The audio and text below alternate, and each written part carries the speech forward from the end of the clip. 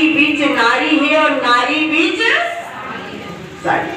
और आप लोग भी 12 हाथ की साड़ी ही पहने और पांचों पांडव देखते रहे। दुशासन साड़ी खींचते खींचते परेशान हो गए, लेकिन वो साड़ी कम नहीं पड़ी। वो कौन सा शक्ति है?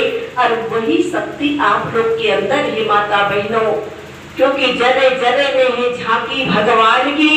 किसी सूझ वाले आंख से पहचान लीजिए, क्योंकि वो शक्ति आपके अंदर है।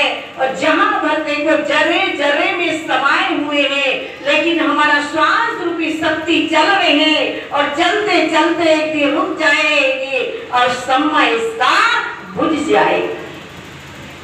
एक पल का भरोसा है।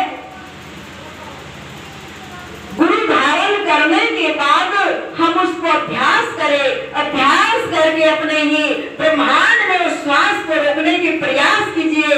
और जितना देर नहीं रुकोगे, रुकने के बाद ये शरीर का कोई ख्याल नहीं, ये शरीर का शुद्ध बुद्ध खो जाओगे। ये शरीर कहाँ है और हमारा शक्ति कहाँ है, हम कौन से देश में है और हमको देश ही निराला है।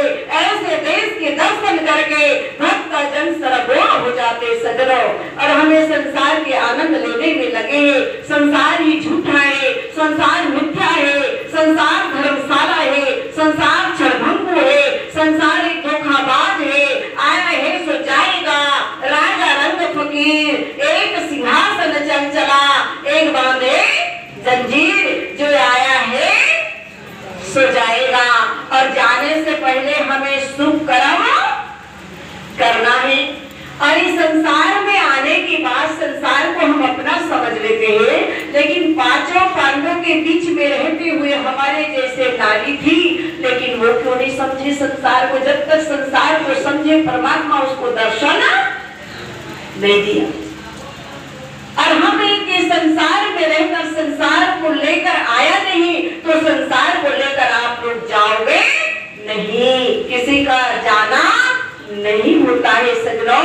संसार के वस्तु संसार तक से सीमित है, इसीलिए भगवान के लिए आप लोग समय निकालिए।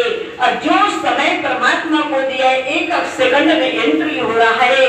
परमपिता परमात्मा देख रहा है। इतना सुंदर मकान मिलने के बाद, इतना अच्छा हवेली मिलने के बाद, इतना अच्छा साधन मिलने के बाद, हमें संसार में रोते रोते हमारा जिंदगी बीत गए, लेकिन मन का इच्छा कभी मरा नहीं।